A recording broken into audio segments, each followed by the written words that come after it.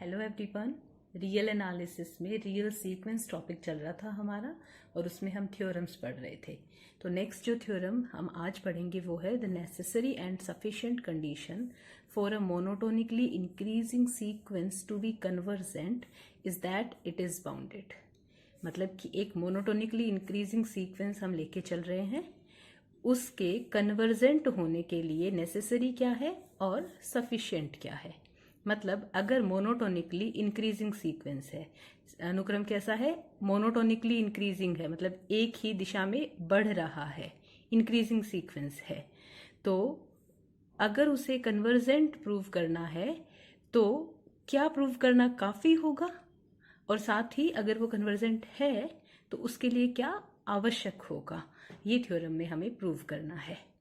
ठीक है, तो नेसेसरी पार्ट में मोनोटोनिकली इंक्रीजिंग सीक्वेंस हम कन्वर्जेंट लेके चलेंगे और प्रूव ये करेंगे कि वो बाउंडेड होगा, यानी कि अगर कन्वर्जेंट है तो बाउंडेड होगा, ज़रूरी है, ये नेसेसरी है। ठीक है, और सफिशिएंट पार्ट में हम मोनोटोनिकली इंक्रीजिंग सीक्वेंस बाउंडेड लेके चलेंगे और प्रूव कर देंगे कि वो कन्वर्जेंट हो जाएगा। यानी कि अगर मोनोटोनिकली इंक्रीजिंग सीक्वेंस बाउंडेड हो जाता है तो बाउंडेडनेस काफ़ी है उसे कन्वर्जेंट बनाने के लिए। ठीक है, तो दोनों तरफ से इसे प्रूव करना है, और दोनों ही सिचुएशन में सीक्वेंस कैसा है, मोनोटोनिकली इंक्रीजिंग। ठीक है, तो देखिए इसका जो नेसेसरी पार्ट है ना, ये हम ऑलरेडी कर चुके हैं। नेसेसरी पार्ट में हम सीक्वेंस को मोनोटोनिकली इंक्रीजिंग प्लस कन्वर्जेंट लेके चलेंगे। ठीक है, और हम इससे पहले एक थ्योरम हमने पढ़ी थी, उसमें यह था कि every convergent sequence is bounded, हर एक कन्वर्जेंट सीक्वेंस बाउंडेड होता है। और ये सीक्वेंस हम कैसा लेके चल रहे हैं, monotonically increasing sequence plus convergent.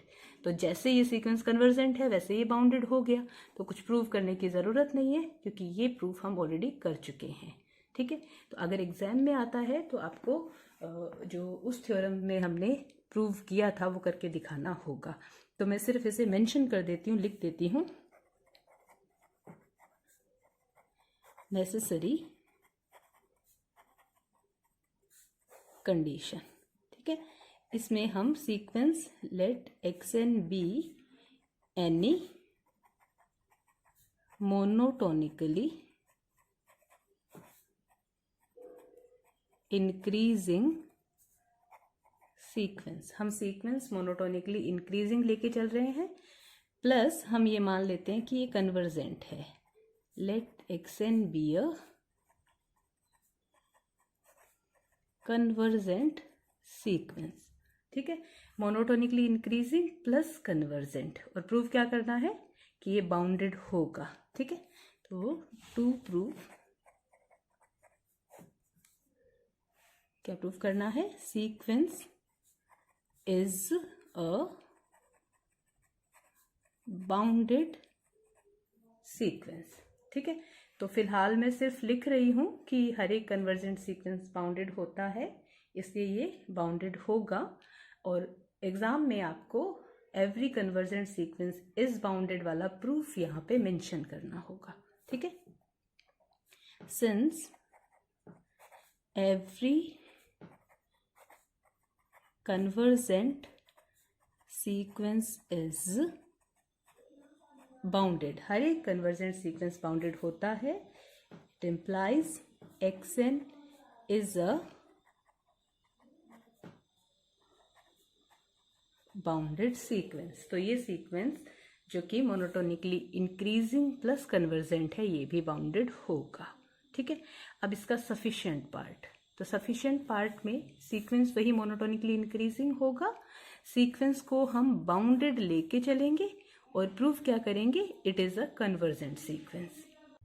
तो सफिशिएंट कंडीशन वाला पार्ट सॉल्व करते हैं। सफिशिएंट कंडीशन, तो सीक्वेंस वही मोनोटोनिकली इंक्रीजिंग लेके चलेंगे, बी एनी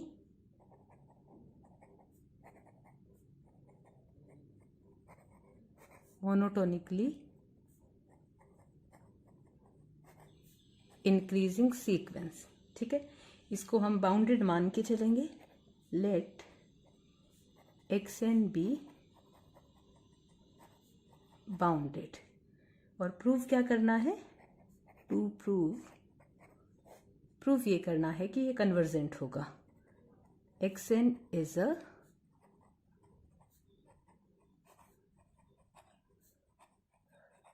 कन्वर्जेंट सीक्वेंस। तो किसी भी सीक्वेंस को कन्वर्जेंट प्रूव करने के लिए हमें ये प्रूव करना पड़ता है कि उसकी एक यूनिक लिमिट एग्जिस्ट करती है।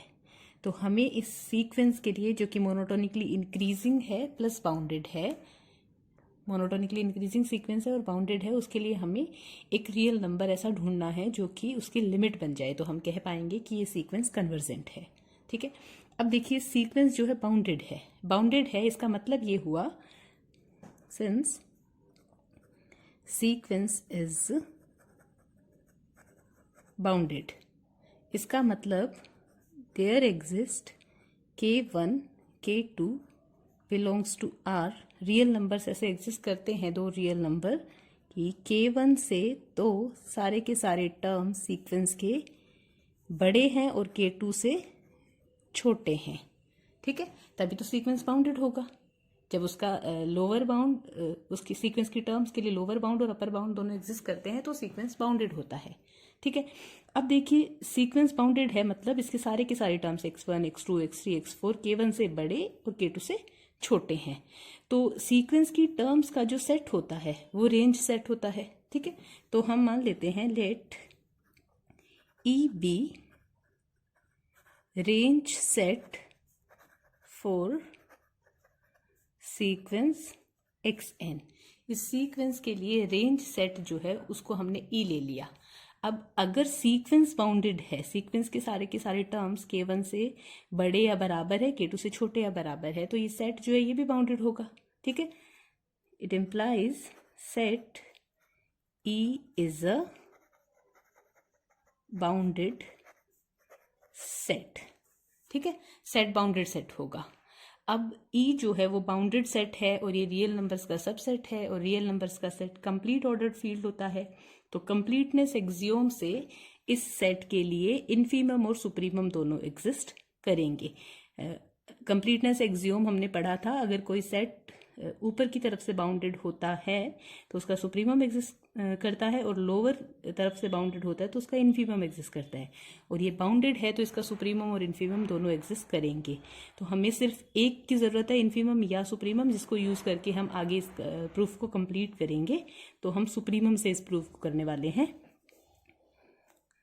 बाय कंप्लीटनेस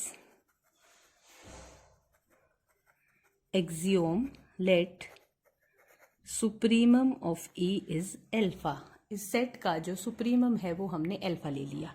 अब ये जो अल्फा है ना रियल नंबर, इसे हम सीक्वेंस का लिमिट बनाएंगे। ठीक है, ये अल्फा जो नंबर है रियल नंबर, ये सीक्वेंस के लिए लिमिट बन जाएगा और सीक्वेंस कन्वर्जेंट हो जाएगा। तो लिमिट बनाने के लिए लिमिट की डेफिनेशन क्या कहती है? कोई रियल नंबर लिमिट कब बनता है? जब उसके नेबरहुड में, एप्सिलॉन नेबरहुड में सीक्वेंस के इनफाइनाइट टर्म्स आ जाए और उस नेबरहुड से बाहर फाइनाइट टर्म्स हो। ठीक है, तो हमें इस अल्फा नंबर के लिए ऐसा एप्सिलॉन नेबरहुड ढूंढना है कि उस एप्सिलॉन नेबरहुड के अंदर सीक्वेंस के इनफाइनाइट टर्म्स है और उस नेबरहुड से बाहर फाइनाइट टर्म्स है। ठीक है, अब देखिए ये जो अल्फा है ये सुप्रीमम है सेट ई के लिए, मतलब कि लीस्ट अपर बाउंड है। मतलब इस सेट के सारे एलिमेंट इस नंबर अल्फा से छोटे या बराबर हैं। ठीक है, it implies for all xn belongs to E, set के सारे एलिमेंट जो है वो लेस देन इक्वल है अल्फा। ठीक है, क्योंकि अल्फा सेट का सुप्रीमम या लीस्ट अपर बाउंड है। अब ये सारे के सारे एलिमेंट अगर अल्फा से छोटे या बराबर है तो अल्फा प्लस एप्सिलॉन से छोटे होंगे, एप्सिलॉन ग्रेटर देन 0। एप्सिलॉन हमने कोई पॉजिटिव नंबर ले लिया। ठीक है, तो ये तो सिंपल सी बात है कि जब अल्फा n से बड़ा या बराबर है तो अल्फा प्लस एप्सिलॉन बड़ा होगा। ठीक है, ओके, इस चीज को हम ये भी कह सकते हैं for all n belongs to n xn less than alpha plus epsilon. ठीक है, यानी कि सीक्वेंस के सारे टर्म्स अल्फा प्लस एप्सिलॉन से छोटे हैं। ठीक है, अब देखिए अल्फा जो है वो सीक्वेंस का लीस्ट अपर बाउंड है, मतलब सबसे छोटा अपर बाउंड सीक्वेंस के सारे मतलब सॉरी सेट ई का, तो सेट ई के सारे एलिमेंट अल्फा से छोटे या बराबर है। ठीक है, अल्फा से छोटा कोई नंबर अपर बाउंड नहीं हो सकता क्योंकि अल्फा लीस्ट अपर बाउंड है। ठीक है, यानी अगर हम अल्फा माइनस एप्सिलॉन की बात करें, अल्फा माइनस एप्सिलॉन अल्फा से छोटा होगा ना, अल्फा में से हमने कुछ पॉजिटिव माइनस कर दिया, ठीक है, तो एप्सिलॉन ग्रेटर देन 0, तो अल्फा माइनस एप्सिलॉन अल्फा से छोटा नंबर है, इसलिए ये अपर बाउंड नहीं हो सकता इस सेट ई का, क्योंकि अगर ये अपर बाउंड बन गया सेट ई का तो अल्फा लीस्ट अपर बाउंड कैसे होगा। ठीक है, तो अल्फा माइनस एप्सिलॉन सेट ई का अपर बाउंड नहीं हो सकता। अपर बाउंड कब नहीं बनेगा, अगर सेट के अंदर एक भी ऐसा एलिमेंट एग्जिस्ट कर गया जो इससे बड़ा हो, तो ये अपर बाउंड नहीं बनेगा। ठीक है, तो इसका मतलब हुआ it implies there exist x m belongs to E such that x m greater than alpha minus epsilon. कम से कम एक नंबर, एक एलिमेंट रेंज सेट ई में ऐसा एग्जिस्ट करेगा जो अल्फा माइनस एप्सिलॉन से बड़ा हो। ऐसा इसलिए क्योंकि अगर सारे के सारे नंबर सेट के अल्फा माइनस एप्सिलॉन से छोटे हो गए तो अल्फा माइनस एप्सिलॉन भी सेट का अपर बाउंड बन जाएगा, जो कि अपर बाउंड अल्फा से छोटा है, इसलिए upper bound alpha least upper bound नहीं रहेगा। इसलिए कम से कम एक नंबर एक्स एम ऐसा होगा जो कि अल्फा माइनस एप्सिलॉन से बड़ा होगा। ठीक है, अब देखिए सीक्वेंस कैसा है, इंक्रीजिंग सीक्वेंस है, मोनोटोनिकली इंक्रीजिंग। ठीक है, तो for all n greater than m, यहां पे मैं लिख देती हूं, since sequence is monotonically increasing, monotonically increasing sequence है, इसका मतलब for all n greater than m x n greater than होगा एक्स एम से। ठीक है, इंक्रीजिंग है सीक्वेंस, तो x1 से x2 बड़ा होगा, x2 से x3 बड़ा होगा, x3 से x4 बड़ा होगा, ऐसे तो होता है इंक्रीजिंग सीक्वेंस। तो जब n m से बड़ा है तो xn xm से बड़ा होगा। ठीक है, तो देखिए xm जो है वो अल्फा माइनस एप्सिलॉन से बड़ा है और xn xm से बड़ा है, तो दोनों को अगर हम कंबाइन करके लिखें तो हम कह सकते हैं xn ग्रेटर देन है alpha minus epsilon for all n greater than m। जब n m से बड़ा है तो xn अल्फा माइनस एप्सिलॉन से बड़ा है। राइट, अब देखिए ये वाली जो हमारी इक्वेशन थी, ये वाली और ये वाली, इन दोनों को हम एक साथ कंबाइन करते हैं। यहाँ पे हम कह रहे हैं सारे के सारे नेचुरल नंबर्स के लिए, मतलब जब भी स्मॉल n कैपिटल N का मेंबर है, x n alpha plus epsilon से छोटा है, मतलब सीक्वेंस के सारे टर्म्स अल्फा प्लस एप्सिलॉन से छोटे हैं। ठीक है, और यहाँ हम कह रहे हैं जब n m से बड़ा है तो सीक्वेंस के टर्म्स जो है वो अल्फा माइनस एप्सिलॉन से बड़े हैं। तो जब हम इन दोनों को कंबाइन करेंगे तो हम कह सकते हैं, मैं मान लो इसको इक्वेशन नंबर 1 डाल रही हूँ, इसको 2 डाल रही हूँ, तो 1 and 2 इम्प्लाइज 1 and 2 से हम क्या कह सकते हैं, देखिए ये वाला नंबर मैं यहाँ लिखती हूँ, अल्फा माइनस एप्सिलॉन से बड़ा है एक्स एन और एक्स एन से बड़ा है alpha plus epsilon for all n greater than m. जब एन एम से बड़ा है तो x n alpha minus epsilon से बड़ा है और अल्फा प्लस एप्सिलॉन से छोटा है। ठीक है, तो ये चीज़ हमें क्या बता रही है कि अल्फा के एप्सिलॉन नेबरहुड में सीक्वेंस के इनफाइनाइट टर्म्स हैं और बाहर फाइनाइट टर्म्स है। ये तो डेफिनेशन होती है ना लिमिट की।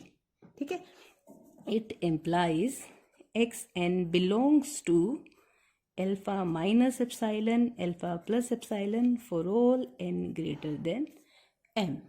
ठीक है, अल्फा के एप्सिलॉन नेबरहुड में सीक्वेंस के इनफाइनाइट टर्म्स बिलोंग करते हैं और बाहर फाइनाइट टर्म्स बिलोंग करते हैं। इसका मतलब ये हुआ alpha is a limit of sequence x n. Alpha sequence xn की लिमिट है और सीक्वेंस कैसा हो गया, sequence xn is a convergent sequence, sequence convergent sequence है, ठीक है। एंड लिमिट xn, सीक्वेंस की लिमिट जो आई है वो अल्फा आई है ना, और अल्फा क्या था, सुप्रीमम सेट ई का, और सुप्रीमम सेट ई क्या था, रेंज सेट, ठीक है। तो रेंज सेट xn का जो सुप्रीमम होगा वो सीक्वेंस का लिमिट, सीक्वेंस की लिमिट होगी और सीक्वेंस इस लिमिट अल्फा को कन्वर्स करेगा। यानी कि अगर कोई sequence monotonically increasing plus bounded है तो वो कन्वर्जेंट होगा, और कन्वर्स कहाँ करेगा, अल्फा पे, और अल्फा क्या है, रेंज सेट का सुप्रीमम है, ठीक है। ये रिजल्ट जो है वो मोनोटोनिकली डिक्रीजिंग सीक्वेंस के लिए भी निकाला जा सकता है। वहाँ पे अगर हम सीक्वेंस मोनोटोनिकली डिक्रीजिंग लेके चलते हैं तो वहाँ पे लिमिट xn या सुप्रीमम की जगह इन्फीमम आ जाएगा, और बिल्कुल इसी तरह से प्रूफ होगा जैसे हमने ये वाला प्रूफ किया है। तो वो वाला प्रूफ आप खुद कर लीजिएगा। तो थ्योरम थी, अगर कोई सीक्वेंस मोनोटोनिकली इंक्रीजिंग होता है तो वो अगर कन्वर्जेंट है तो बाउंडेड होगा 100%, और अगर बाउंडेड है तो कन्वर्जेंट होगा 100%। यानी अब हमारे पास एक और तरीका आ गया है सीक्वेंस को कन्वर्जेंट प्रूव करने का, और वो ये है कि हम ये चेक कर लें कि सीक्वेंस मोनोटोनिकली इंक्रीजिंग या मोनोटोनिकली डिक्रीजिंग है, क्योंकि जैसे मैंने बोला ये इसकी एक और थ्योरम बन सकती है मोनोटोनिकली डिक्रीजिंग के लिए। तो अगर कोई सीक्वेंस मोनोटोनिकली इंक्रीजिंग या मोनोटोनिकली डिक्रीजिंग प्लस बाउंडेड है तो वो कन्वर्जेंट होगा। मतलब हम ये कह सकते हैं कि अगर कोई सीक्वेंस मोनोटोनिकली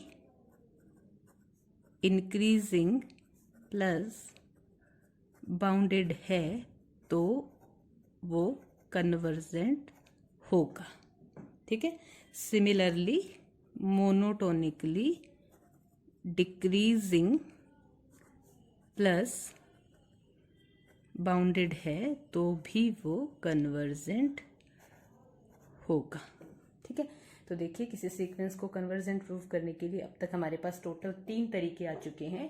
एक तो ये है कि हम उस सीक्वेंस के लिए लिमिट ढूंढ ले और वो लिमिट एक फाइनाइट नंबर होना चाहिए, ठीक है, तो वो सीक्वेंस कन्वर्जेंट हो जाएगा।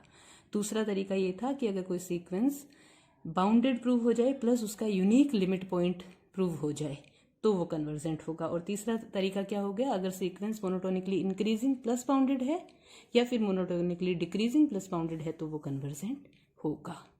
तो ये जो कन्वर्जेंट सीक्वेंस के या कन्वर्जेंस पे बेस्ड एग्जाम्पल्स या क्वेश्चंस हम नेक्स्ट वीडियो में करेंगे। आई होप आपको ये थ्योरम समझ आ गई होगी। इसका जो दूसरा पार्ट है monotonically decreasing plus bounded convergent होगा, ये आप कर लीजिएगा, और अगर कोई डाउट हो तो आप मुझसे पूछ सकते हैं। Thank you very much.